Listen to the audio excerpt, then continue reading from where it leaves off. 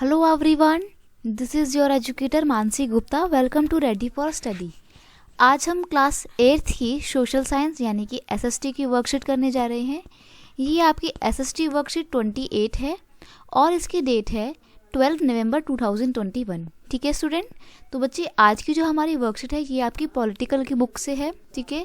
इसमें हम पढ़ेंगे फंडामेंटल राइट्स के बारे में. ठीक है. तो वर्कशीट को स्टार्ट करने से पहले यहाँ पर आप अपना नाम लिखना है, यहाँ पर आप अपने टीचर का नाम लिखना है जो आपको SST पढ़ाते हैं. ठीक है. तो देखिए फंडामेंटल राइट्स क्या होते हैं. फंडामेंटल राइट्स कुछ ऐसे बहुत ही बेसिक और बहुत ही नेसेसिटी राइट्स होते हैं जो आपको एक सोसाइटी में रहने के लिए कंडीशंस प्रोवाइड करते हैं. ठीक है.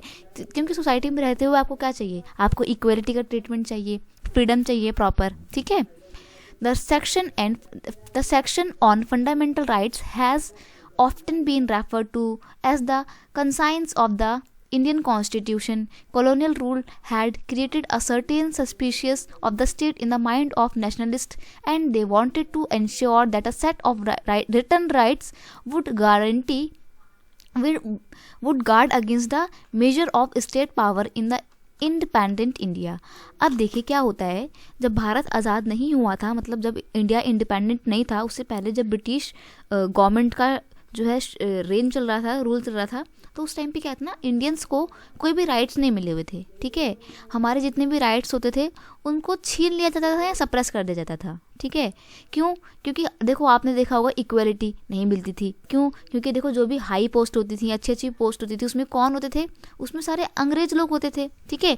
इंडियंस को तो राइट ही नहीं होता था कि वो उन अच्छी अच्छी पोस्ट में जाके बैठें, है ना.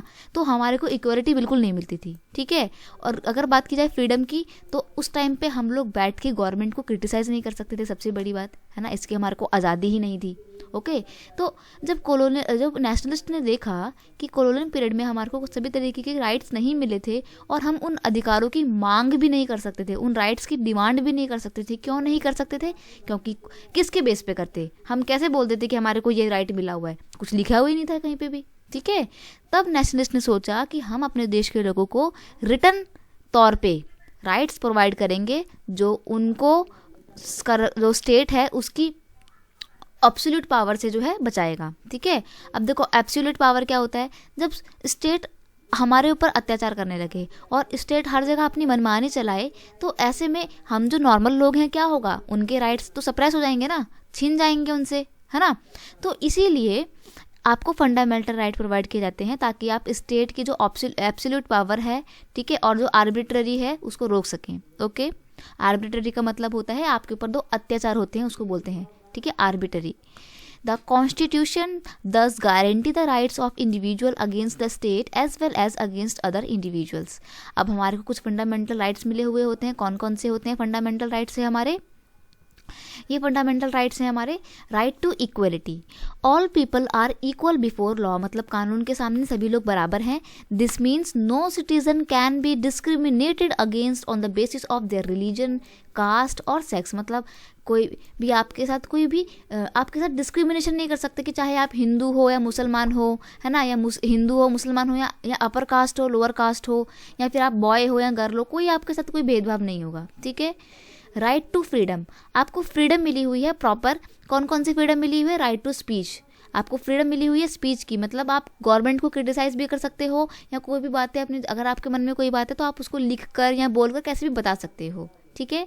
Right to form association. अपने खुद की एसोसिएशन या ग्रुप्स बनाने की आपको पूरी आज़ादी है. ठीक है. Right to move freely and reside in any part of the country. Country के किसी भी एरिया में आप घूम सकते हो, फिर सकते हो, वहाँ पर रह सकते हो, कुछ भी कर सकते हो. ठीक है. The right to practice any profession. और आप किसी भी प्रोफेशन को, ऑक्यूपेशन को या बिजनेस को अपना सकते हो, अडॉप्ट कर सकते हो. ज़रूरी नहीं है कि अगर आपके फादर डॉक्टर हैं तो आपको भी डॉक्टर ही बनना पड़ेगा. नहीं, अगर आप चाहो तो आप इंजीनियर बन सकते हो, कोई दिक्कत थोड़ी है कोई इसमें. लेकिन जब इंडिया में कास्ट सिस्टम हुआ करता था ना, तब ये बहुत दिक्कत होती थी. अब उस टाइम पे कोई, जैसे मान लीजिए आर्टिस्ट है तो उसका बेटा भी आर्टिस्ट बनेगा, कोई फार्मर है तो उसका बेटा भी फार्मर बनेगा, कोई मोची है तो उसका बेटा मोची बनेगा. तो बहुत प्रॉब्लम्स हो जाती थी. लेकिन अब आपको राइट टू फ्रीडम है तो आपको ये आज़ादी है कि आप अपना खुद का ऑक्यूपेशन चूज कर सकते हो. ठीक है. Right against exploitation. एक्सप्लॉयटेशन का आपको एक्सप्लॉयटेशन के अगेंस्ट में आपको राइट मिला हुआ है। क्या राइट है कि कोई भी ह्यूमन ट्रैफिकिंग नहीं करेगा। ह्यूमन ट्रैफिकिंग का मतलब होता है इंसानों को बेचना, ठीक है। और छोटे बच्चों को जो है ज़बरदस्ती कोई लेबर नहीं बनाएगा। 14 साल से कम उम्र के कोई भी बच्चा काम नहीं कर सकता है कहीं पे भी, ठीक है। राइट टू फ्रीडम और ऑफ रिलीजन, मतलब आपको रिलीजन की भी आपको फ्रीडम मिली हुई है कि आप चाहें तो कोई सा भी धर्म, कोई सा भी रिलीजन जो है वो आप अडॉप्ट कर सकते हो, किसी भी रिलीजन को आप प्रैक्टिस कर सकते हैं, ठीक है। ज़बरदस्ती आपके ऊपर कोई रिलीजन को थोपेगा नहीं कि भाई तुम हिंदू हो तो अब तुम्हारे को कन्वर्ट करके मुस्लिम बनना ही बनना पड़ेगा, ऐसा कोई नहीं करेगा आपके साथ, ठीक है।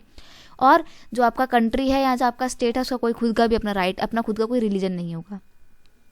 Cultural and educational right, it's mean कि कोई भी ऑल माइनॉरिटीज़ रिलीजियस और linguistic can set up their own educational institute, मतलब कोई भी माइनॉरिटी लोग हो गए यानी कि जो संख्या में कम होते हैं वो लोग, या कोई भी रिलीजियस ग्रुप हो गया, कोई भी एक विशेष भाषा को बोलने वाला लिंग्विस्टिक ग्रुप हो गया, तो वो अपने खुद की एजुकेशनल इंस्टीट्यूट चला सकते हैं ताकि वो अपने कल्चर को प्रमोट कर सकें, आगे डेवलप कर सकें, ठीक है।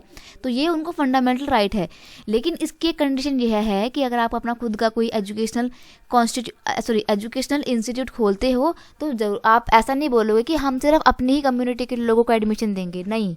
कोई भी अगर आप पे एडमिशन लेने के लिए आएगा तो आप उसको एडमिशन देंगे, ठीक है। और अगर आप नहीं देते हैं तो अगर आप किसी ने आपके खिलाफ कंप्लेंट कर देना तो बेटा आप फंस जाएंगे, है ना। तो देखो आपने सुने होंगे मुस्लिम लोगों के मदरसा होते हैं, है ना, ईसाई लोगों के कॉन्वेंट स्कूल होते हैं, पंजाबियों के अपने स्पेसिफिक स्कूल होते हैं, कॉलेजेस होते हैं, है ना। इसके एग्जांपल जामिया यूनिवर्सिटी को ले लीजिए, खालसा कॉलेज को ले लीजिए पंजाबियों का जो है ना। और ये दिल्ली यूनिवर्सिटी में आपके कॉलेज सेंट स्टीफन है, जेएमसी है, ये सारे क्या हैं, ये सब कुछ एक तरीके से देखा जाए तो आपके एजुकेशनल इंस्टीट्यूट हैं जो माइनॉरिटीज़ या लिंग्विस्टिक ग्रुप ने या रिलीजियस ग्रुप ने खुले हुए हैं। इसका आपको फंडामेंटल राइट है, ठीक है। राइट टू कॉन्स्टिट्यूशनल रेमेडीज़, यानी कि ये आपका ये जो है ना, इसको क्या कहते हैं, इसको संविधान की आत्मा यानी कि कॉन्स्टिट्यूशन है ना उसकी सोल भी कहते हैं इसको। क्यों? क्योंकि ऊपर मैंने आपको जितने भी मौलिक अधिकार या फंडामेंटल राइट पढ़ाए, अगर कोई भी आपसे उन फंडामेंटल राइट्स को छीनता है या आपके राइट्स को सप्रेस करता है तो आप इस मौलिक अधिकार या इस फंडामेंटल राइट का इस्तेमाल करके सुप्रीम कोर्ट में जा सकते हो, ठीक है। और अपनी कंप्लेंट जो है वो आप वहाँ पे दर्ज करा सकते हो, ठीक है जी।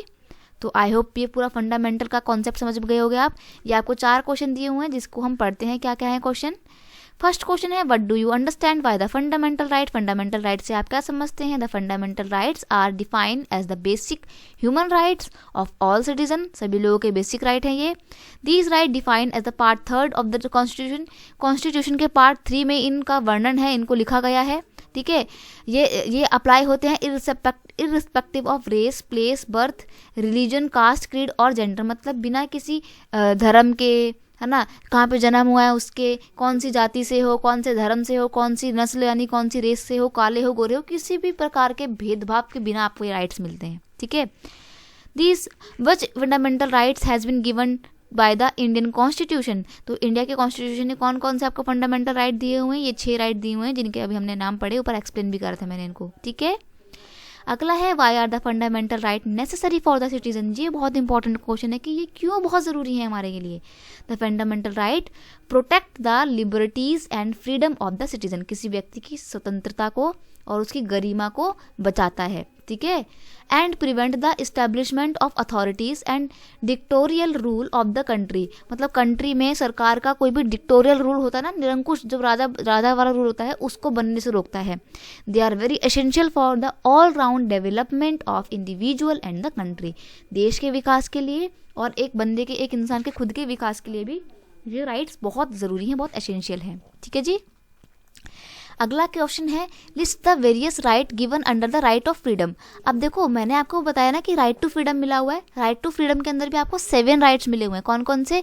फ्रीडम ऑफ स्पीच मतलब बोलने का अधिकार, फ्रीडम ऑफ एक्सप्रेशन कुछ भी अपना प्रकट करने का अधिकार, freedom of assembly without arms मतलब बिना आर्म्स का मतलब बिना अस्त्र शस्त्र बंदूक गोली तलवार का इस्तेमाल करे आप इकट्ठा हो सकते हैं, ठीक है। फ्रीडम ऑफ मूवमेंट, अपने खुद के आप मूवमेंट चला सकते हैं, जैसे कि अभी किसान फार्मर्स का मूवमेंट चल रहा है, मना नहीं करता ना कोई उन्हें बैठने के लिए कि आप क्यों बैठे हो, है ना। क्योंकि वो शांतिपूर्वक ढंग से बैठे तो आप बैठ सकते हो। फ्रीडम ऑफ एसोसिएशन, अपने खुद की ग्रुप फॉर्म कर सकते हो, समूह बना सकते हो, ठीक है। Freedom of practice any profession, कोई भी प्रोफेशन को आप फॉलो कर सकते हो और इंडिया के किसी भी पार्ट में घूम सकते हो, रह सकते हो, ठीक है जी। तो बस ये आपका फंडामेंटल राइट्स का पूरा वीडियो यही था। आई होप आपको चीज़ें अच्छे से क्लियर हो गई होंगी। अगर वीडियो अच्छा लगता है, चीज़ें समझ में आती है तो उसे अपने दोस्तों के साथ शेयर कीजिए, वीडियो को लाइक कीजिए, कमेंट करके मुझे भी बताना कि वीडियो कैसा लगा, और अगर चैनल पर नए हो तो सब्सक्राइब करना मत भूलना। मिलते हैं नेक्स्ट वीडियो में नेक्स्ट वर्कशीट के साथ, तब तक के लिए thank you so much, bye bye बच्चे, गॉड ब्लेस यू।